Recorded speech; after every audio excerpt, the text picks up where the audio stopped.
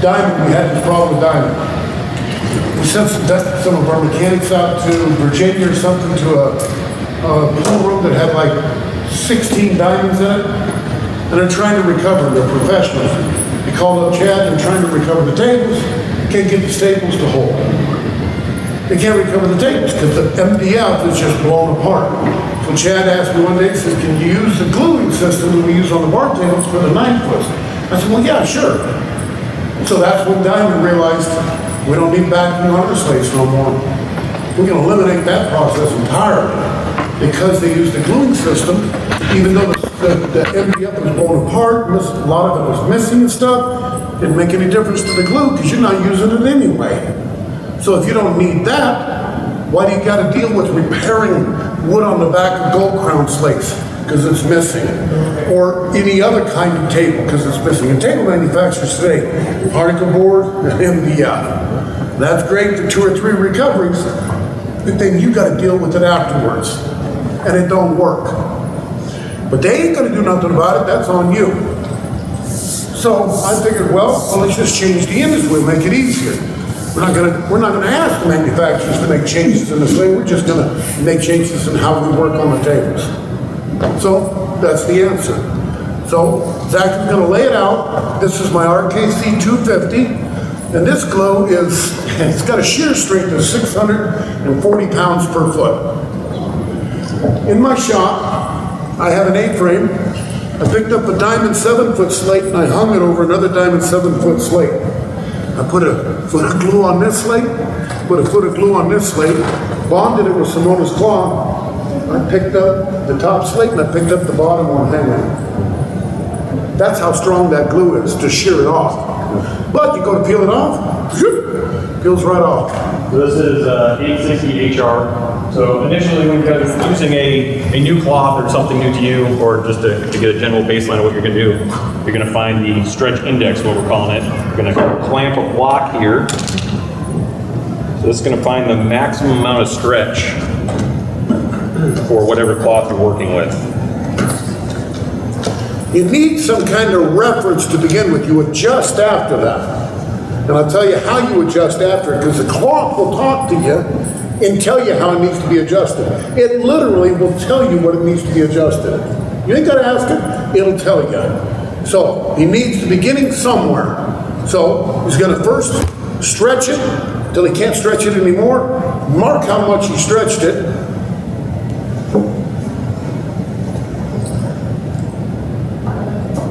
Then he's gonna measure that, and then to give himself some relief, he's gonna back off 3/4 of an inch from it. That gives him some working strength to work with. So when I'm installing new cloth on the table, off the roll, I'll only pull 2 rail cloths off the side of the bed. That way I'll give myself a little bit more grip to work with. We weren't so lucky on this piece, so we're a little short, but it's okay, we'll be fine. So I got 2 1/4 inches right now. That was what my maximum stretch was. So 2 1/4, back off 3/4, you got 1.5 inches stretch. That's what he's gonna put the cloth on, at 1.5 inches. Now when he puts it on at 1.5 inches, and he gets one side completely anchored, now he's got 1.5 inches stretch at this end and 1.5 inches at that end. This is when the cloth talks to you. Because when he pulls this end, and he gets his 4 corners set, and he gets his 4 corners set, now he pulls this end completely. He doesn't have the resistance of that end yet. Now when he comes down here, and he's gonna pull this one to 1.5 inches. If he can't reach 1.5 inches, that means his side-to-side stretch is too much. So, if that was 1.5 inches, he backs that off to 1 3/8. He backs that off to 1 3/8, this to 1 3/8. Now when he's doing the second table, and he goes to pull this second end, he gets that cloth right to the line. Now you got a perfect stretch. 1 3/8, Simona's cloth, 860 HR. Now, Zach is doing this in a 1.5. You only have to figure out the stretch index for cloth one time. Once you got it figured out, then you say, well, Glenn, what is it for a 9-foot? It's real simple. if you take, again, the cloth will talk to you, 1.5 inch stretch, okay, divided by the width of this slate, that's 47 inches. So, that gives you a stretch of 0.0255 inches per inch of slate. How much is it for a 9 foot? Well, 0.0255 times 57 for a 9 foot, 0.0319. That's what the stretch per inch is. 9 foot is 57 inches wide, 57.819. So a little over 1 3/4, 1 7/8 for a 9 foot. You know that because it's the same per inch on this, and a 9 foot's only 10 inches wider than this. So if this is 1.5, what is it for a 9 foot? What is it for an 8 foot? What is it for a Pro 8? You don't have to do a stretch index if you know how much the cloth stretches per inch. Don't matter what table it is. Every cloth has a stretch per inch. When you determine what that stretch per inch is on a known slate, you can figure it for any table with that cloth. Colors don't stretch the same either. This is Tour Blue. Green don't stretch as much as Tour Blue does because this is like canvas. Watercolor this half, oil-based paint this half. Same canvas, but feel it. This feels a lot thicker than that end does. So you know what that does? That fills in on the fibers a lot thicker. So green don't stretch as much as blue does. Red don't stretch as much as green. Red is the least. It's the heaviest pigmentation in the color chart. And when that bonds to the fibers, it fills in thick. And it don't want to stretch. But blue, that's like watercolor. You ain't gonna fill in no cloth on watercolor. But green, no, that fills in. And I had to prove this to Simonis. I had to prove it to Diamond and everybody else.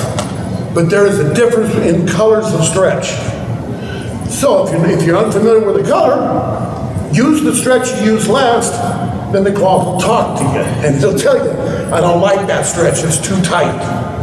That tells you to write on your stretch index jig, Simonis 860 green. This is the stretch per inch. Simonis 860 HR Tour Blue. This is the stretch per inch. All you need to know what it is per inch. Write it on the stretch index jig, and then there's your notebook. You can never make a mistake, it doesn't matter.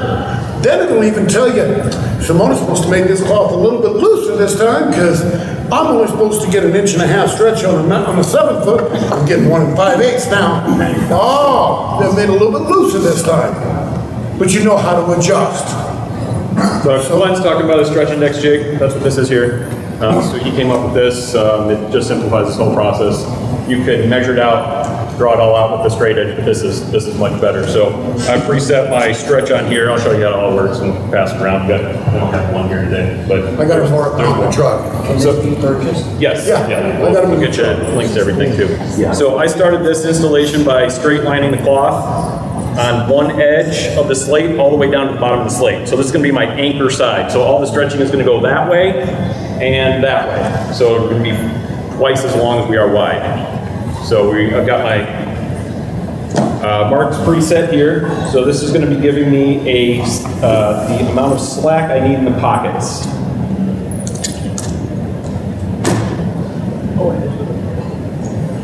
The stretch index jig always gives you the same amount of slack for a full cut radius slate every time you install cloth. It never changes.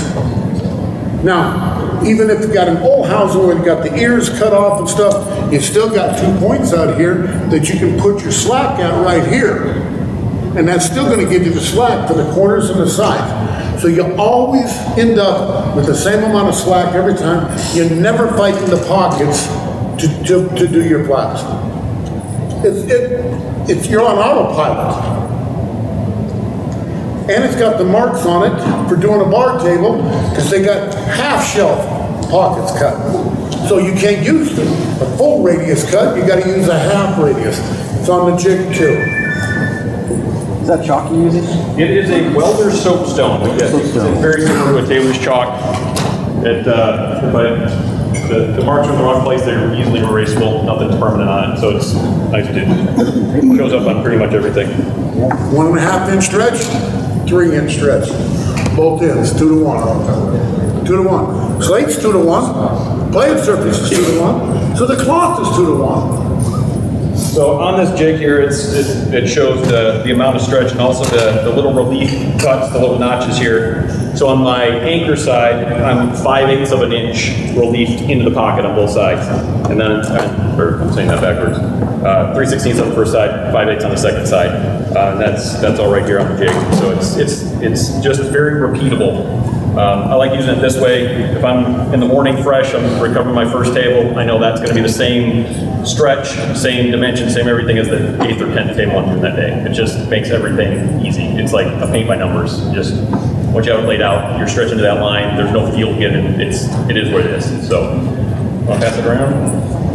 So like I said, we've got a little short on this cloth, so I'm going to lay out just some scrap cloth down the middle here, so when we're gluing, it's not going to be an issue.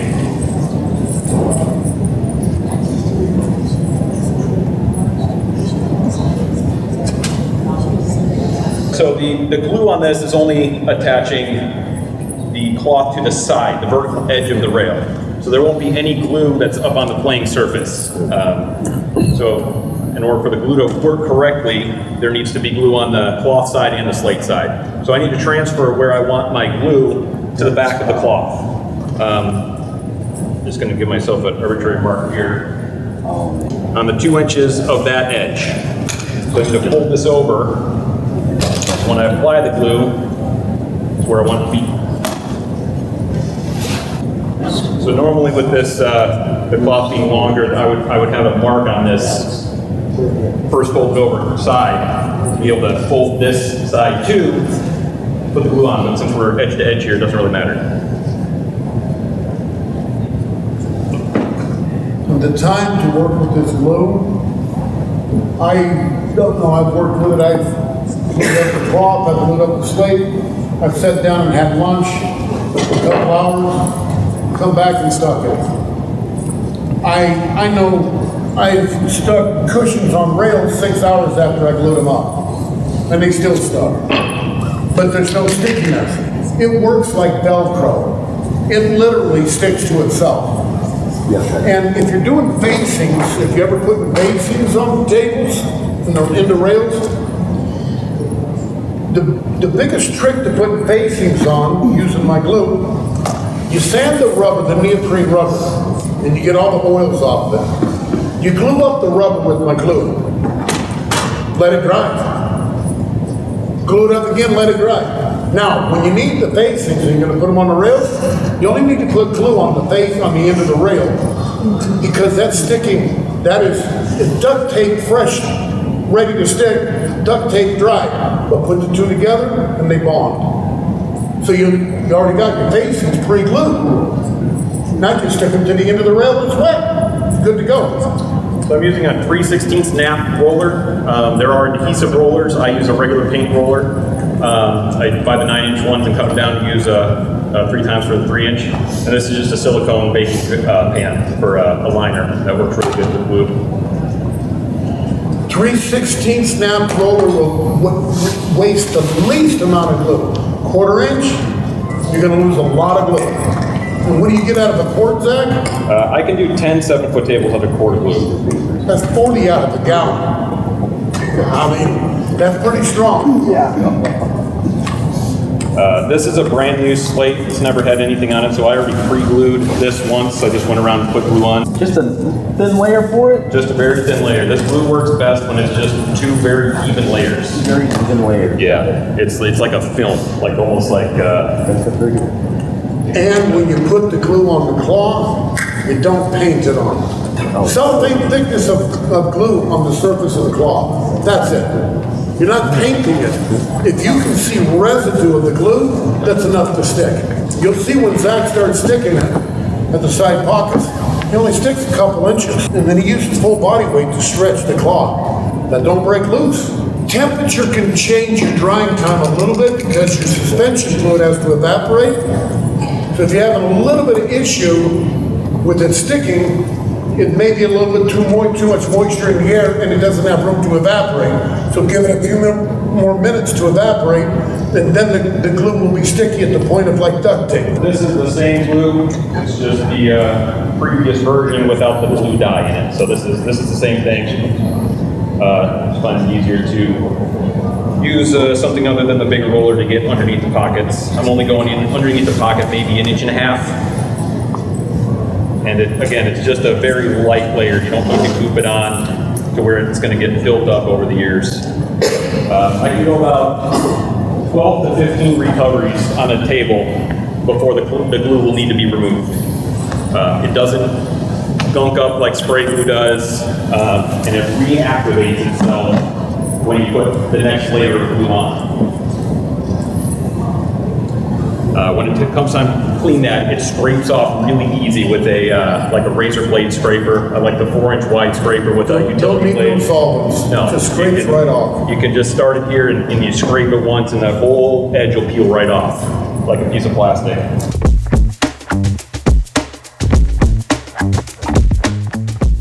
So it's really hard to show with everybody being flat here, but there's hardly any glue on there. It's not gummed up, there's no chunks. It's very, very fine layer of glue.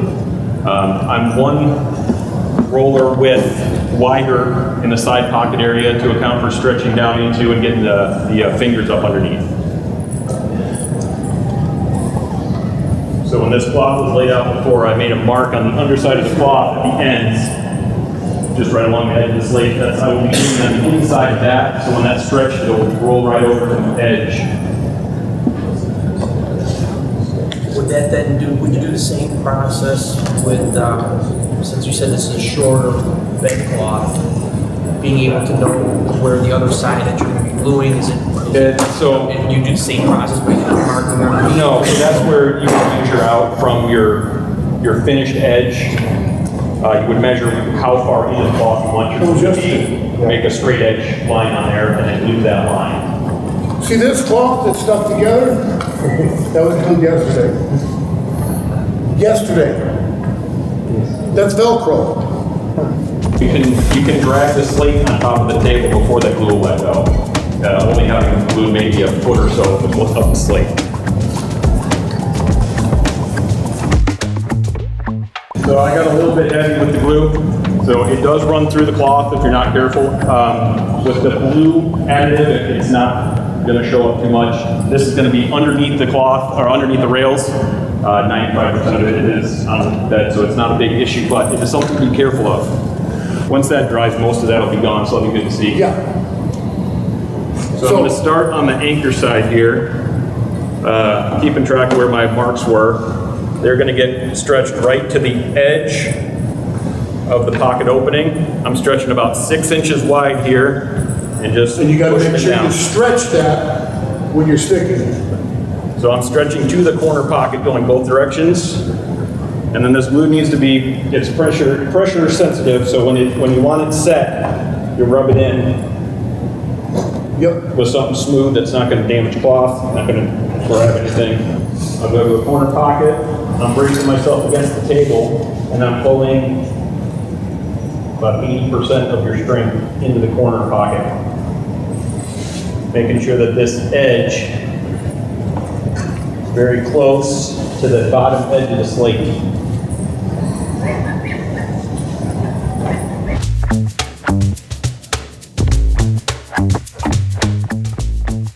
This establishes the anchor side of the cloth. So you can see here that there's slack in the side pocket that'll allow that side pocket to be closed cleanly when we're all done. So now I'm stretching directly over from the side pocket. How are the VOCs on this glue? VOCs and toxins. Oh, it's not as bad as acetone. That's why we wear masks. So. At 70 years old, I ain't worried about having kids anymore. Sticks about 6 inches there next to the side pocket.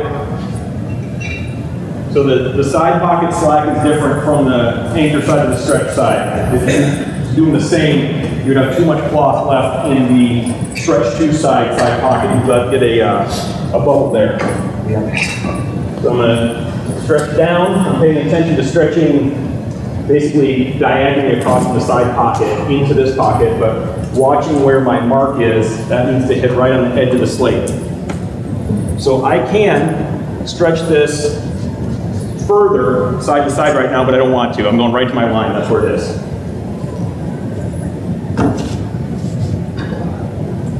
Again, with the extra cloth, this makes this much easier when you're having something right on you. So I'm being very, very careful to get the grain or the mark as close to that edge as possible, but I'm trying not to just pinch in one area and pull it straight down. I'm trying to spread my grip over 4 or 5 inches. That will eliminate the stretch shadows that are very common to be seen in Simone's. And this is a common mistake by most everybody that's on the cloth, because you stretch it over. Yes, you can pull it past the stretch line. You sure can. But when you do, it takes away from the end-to-end stretch. Now when you come back and you stretch it end to end, because the sides, see this curves in. If you look at this line, you see it curves in. Because when you stretch it this way, it sucks the cloth this way at both ends. But now, when this is stretched to its mark, now you can stretch it to the one. As you stretch one end and then you stretch the other, it pulls against the side to side. And it makes it even tighter. When we're done, and you can go around and check every bolt hole, every one of them sounds like the exact same drum sound. That means every single bolt hole has the same tension over with the cloth as all of it does. And that's real hard to do with any kind of cloth. Try stapling it. Put your fingers on them bolt holes and tap and see if they all sound the same. You won't find them the same. So from on the ends here, I'm going to be stretching towards myself to get to my line, and as well as into the pocket to close the pocket. This, you need to watch the grain, your Simone's grain, and it needs to be straight into the pocket when you're finished. So I'm watching my line, also watching the grain, and when those two both equal out, that's where it gets stuck. At each step of this, the cloth gets harder and harder to pull because you're working on that, getting the stretch even. So by now, this is the hardest stretch of the whole thing, is getting the ends right. So I'm just going to work myself down just like on the side pockets, trying to hit just right on the line.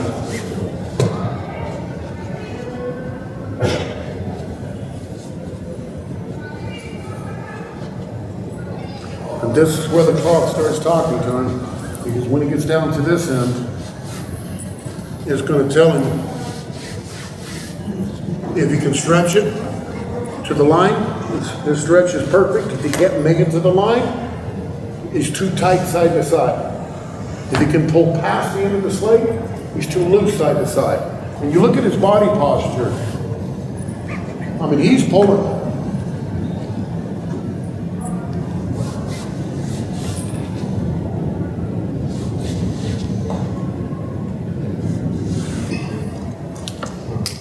I start on the side pockets. Cut straight down from the top edge of the slate. Give yourself a break there so you can work this into the pocket a little better. And I'm, again, watching the grain of the cloth here. I can pull this pretty far, but I don't want to do that. I'm getting enough slack to where that glue will grab that vertical edge of the slate. If stay your right there. grain goes into the pocket and you got a slow rolling ball, it'll walk it right into the pocket instead of past it. That's why a lot of times you'll see balls roll down and they'll curve out of the side pocket. That's the grain of cloth. It tracks the balls. Simone's or not, it'll still track the balls. All cloths track balls to some extent. So you're better off keeping the grain straight as possible. I like to cut 6 ears into the pocket, so it's 3 cuts on either side of the center. Really helps with not keeping the tension come up and split that ear, so you see the little pie cuts coming up into the face of the slate. The way that's stuck there, that'll never travel up. And you won't have the balls making on the slate either. Corner pockets are the same way. Just watching that grain of cloth and trying to pull it diagonally right into the pocket. The glue will allow you to stick that all the way into the bottom of the slate and it won't move.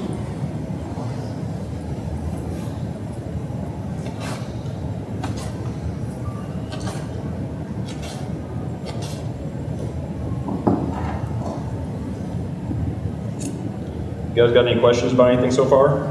Yeah, can I try it out on a pocket? Yeah. This That way corner you right got there. stretchability. That corner right there. So then this whole flap is loose. That gives you the ability to wrap this all the way up into your thumbs, and I'm pulling this way in. So you're kind of crunching.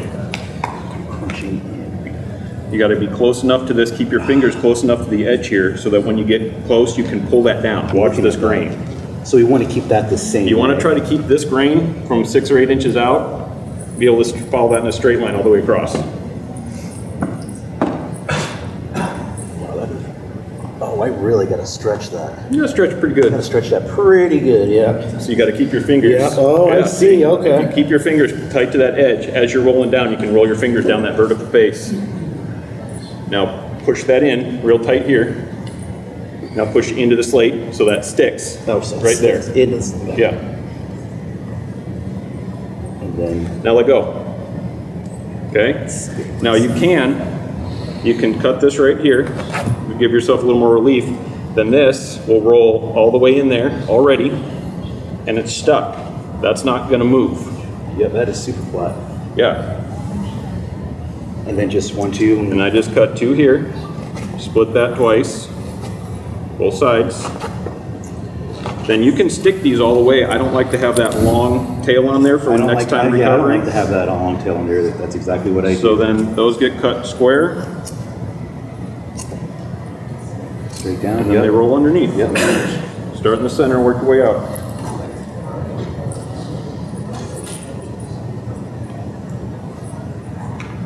And it don't matter what the table is, don't matter what the cloth is. It's the same process because the cloth will talk to you and tell you what it wants. Anybody that's working for you, you send them out to cover tables. They know what the stretch index is. Guess what? They're going to give you the same results on everything they touch. Does the index change from 860 HR, Yes. 860 to 760 as well? Yeah, because you got 10% nylon, you got 30% nylon. Again, the stretch index will tell you what it needs to be. When you do a stretch index on it, because it's a new cloth, 860, you haven't worked with it yet. You don't have a stretch index number. You need a stretch index number. So that's what you get the stretch index for, is to find out what that number is. Get an estimate of it. Then the second one you put on, the first one will talk back to you and tell you, I need stretched more, I need stretched less. When you got that, turn that into inches, stretch per inch, write it on your jig in a black Sharpie. 860 HR, Tour Blue, this stretch. 860 HR, green, this stretch. No matter what cloth is, you need to know, you need a reference.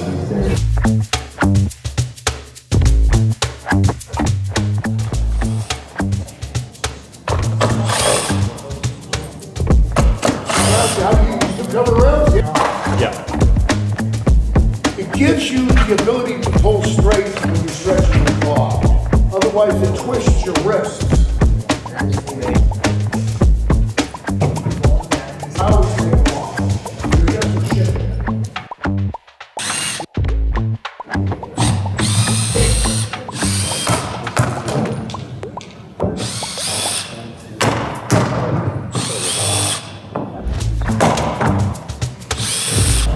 I will be. They're not.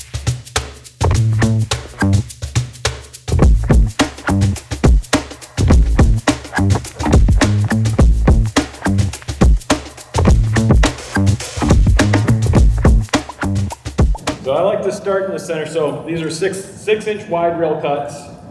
I'm starting in the middle of the rail, so I'll be stretching both ways. So normally, if you're gonna recover a table that's already in the pool room, not brand new, I would pull the old cloth off, cut it off the rails, pound the new feather strip with the new cloth in, and then it gets flipped over one time so we don't have to go back and forth a couple times.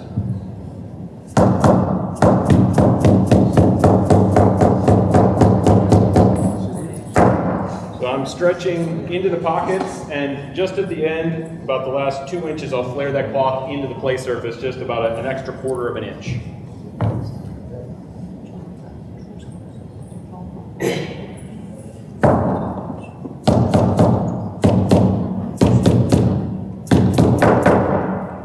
So I'm stretching this way. You can kind of see that there is a bow to this cloth, so there is tension put laterally along the whole thing.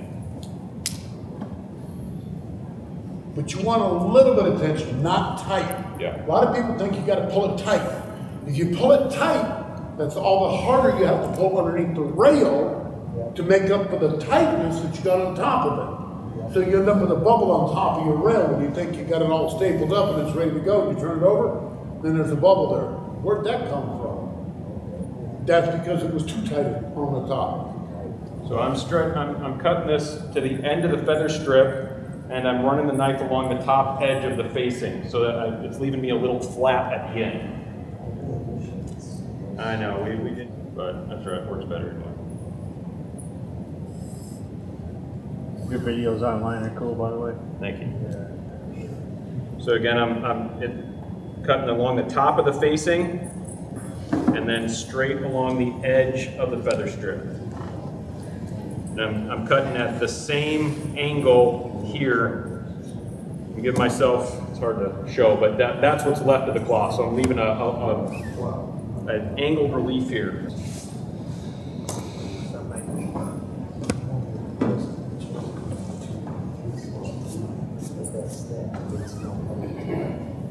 At this point, I'll set the height of the feather strip. The diamond's pretty much bottomed out is where you want to be on the feather strips. So I'm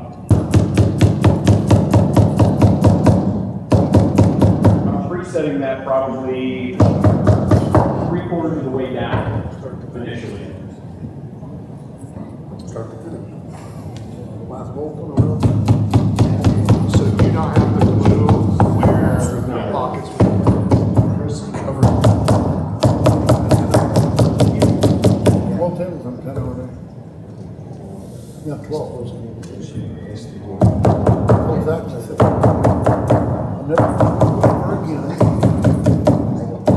It's like yourself, I'm in between. And I don't, a lot of people flare this big here. I don't think that's necessary. I like the straight pull when you're finishing the pockets better.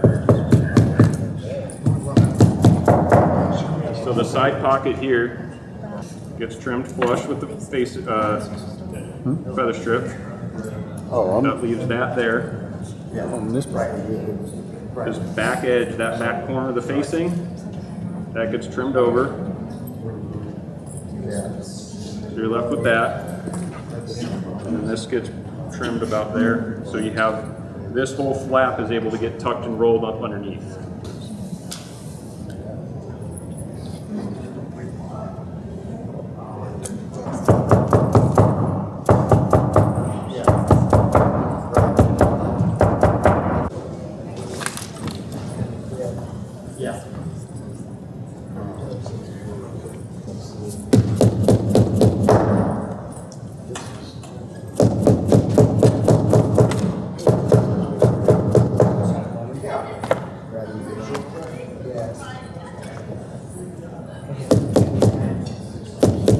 The 7-foot diamonds are their own K55 cushions. Diamond black cushions were on this table.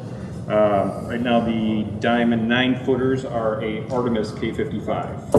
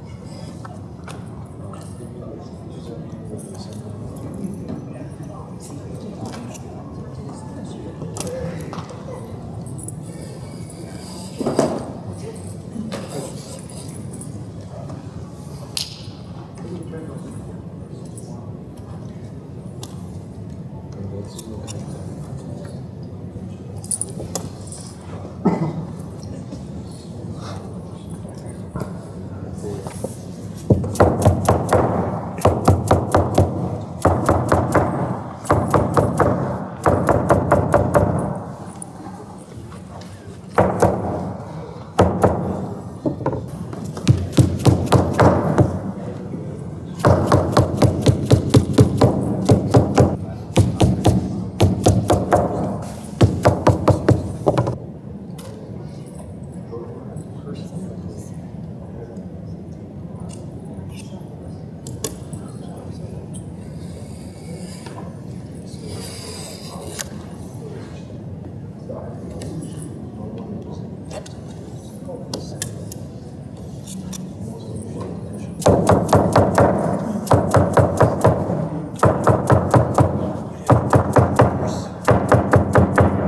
are you pulling that a little bit when you're doing that? When you're When I'm pounding tightening that in, this, when you're just pulling it a not really little bit? pulling so much, just not have a fold in there so it gets pounded and creased. It's not really pulling, it's just tightening the cloth.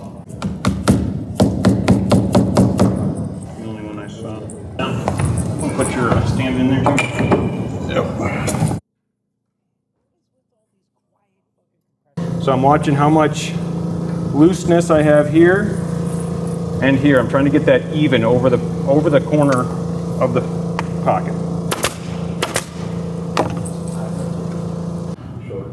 At this point, all of this extra cloth doesn't really matter. It gets tucked in the pocket. You can put an extra staple there just to hold it in place if you want. It's not necessary. When that gets pulled, I can just do a straight line of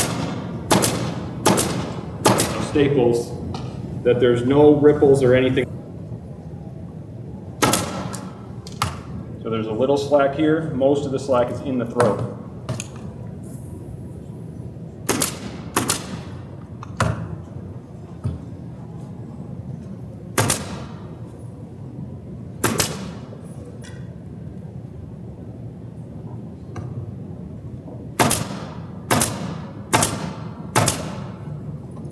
Much easier to use your whole body weight against the rail, and you staple about an inch behind where you're pulling. I'm giving myself, I don't know, 25 or 30 degrees on the angle of the staple going into the rail.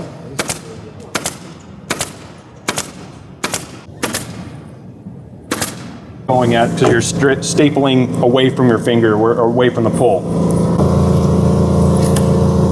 It's important to get that cloth trimmed tight to your staples too. You want to be in that cloth relief dado, so the when everything's bolted together, the nose height is correct. Pocket screw holes at the end there.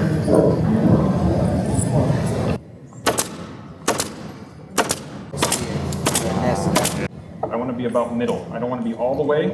Okay. I'm trying to be right about where your thumb's just passing over that corner, and I'm wrapping it up the side of the facing there, so that the stretch is around here. Okay. And I'm putting a staple right there. So it's about the middle. I might be a little off because I'm not standing behind it. Then the next one, it's gonna be to the corner, Yeah. to the pocket. Yeah. And you're trying to. So here, I'll show you right now. So this is here. You find your middle. That's pulling straight up. So I have here and here is loose, right in the corner, right up and around. Okay. Then from here, all of this extra cloth gets pinched and rolled around. So that's getting rid of a lot of this extra cloth in here. You can adjust that by rolling your fingers right here. So you want that crease to be right at the top of the facing. Mm-hmm. That's right where that needs to live. Then I'm pulling, kind of pulling up and around the facing this way. But I'm trying to keep this fold as close to the top edge of the rail as you can stay. So it's spreading all of this extra cloth out. So that gets stapled as close to the top. And then from here, see, I can already get rid of all of that without any other staples here. You can just run staples in there and there's no problem. The other thing you gotta watch out for is keeping this tight. If this gets pulled one way or the other, that little wrinkle gets pushed down by the corner pocket. So when this comes in, when that sets, if there's too much loose cloth here, you'll get two little wrinkles right in there. But you can see on this one, if you pull that tight, there's no wrinkle. That's just, it's very tightly folded. So then I'm pulling, again, around the middle of the cloth here. I don't want to pull the point. You can see where that's flexing that point. Mm-hmm. You don't want to pull too much there because it's going to snooker that point.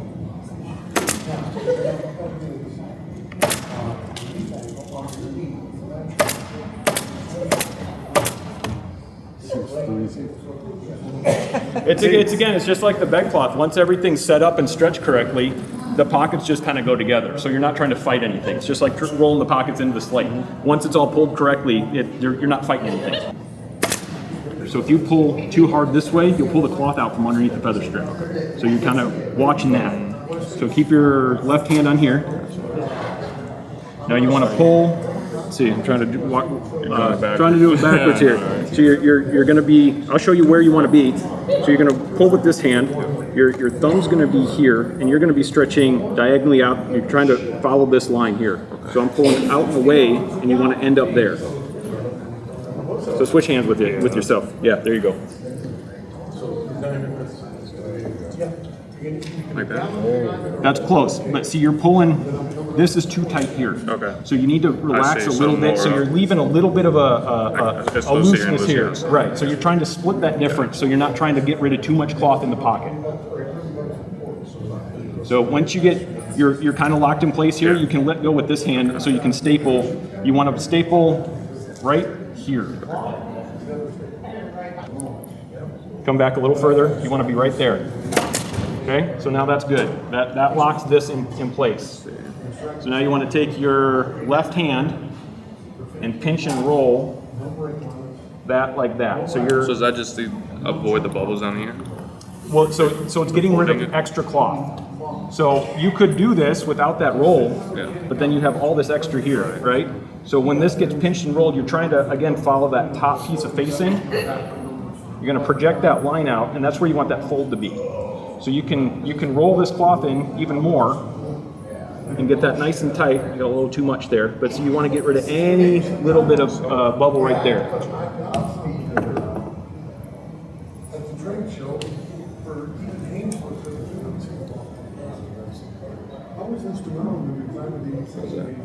Let me see. Yeah, you could roll even a little bit more. So flip your hand around, so you can kind of pinch this way, so you're able to roll that cloth in there.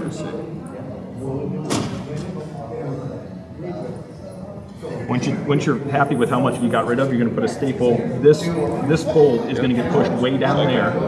The lower you get it, the easier it is to close all this because it gets rid of more cloth.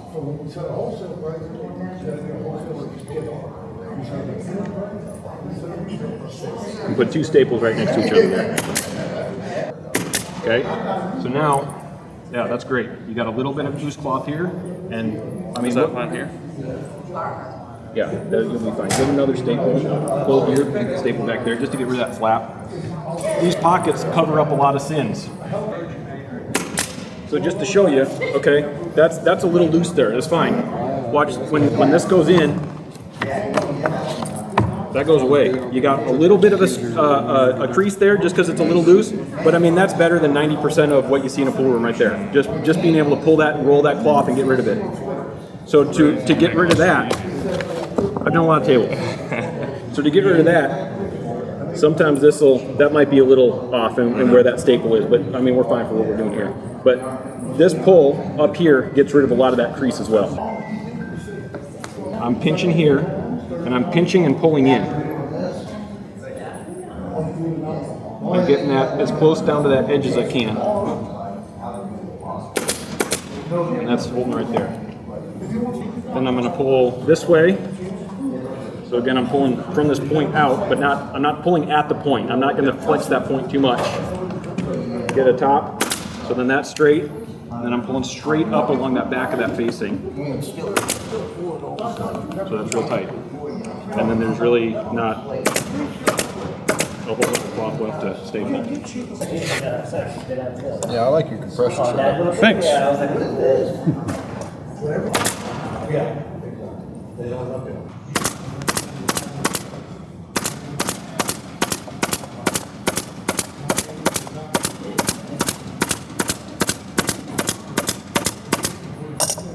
Cloth off and stuff with the staple. Oh, so normally I'd have this cut. It Yeah. can rip up on these, and I'd say 75% of them lift one leg, and then you just pull them. They're very nice to work with. So, do you have to use a different staple gun for that?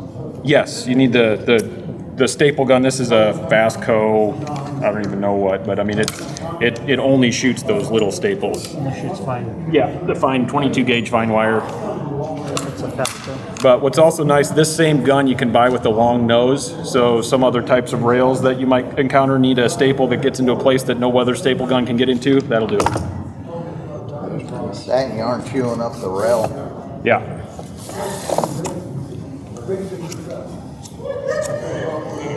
There you go, sir. That's about it.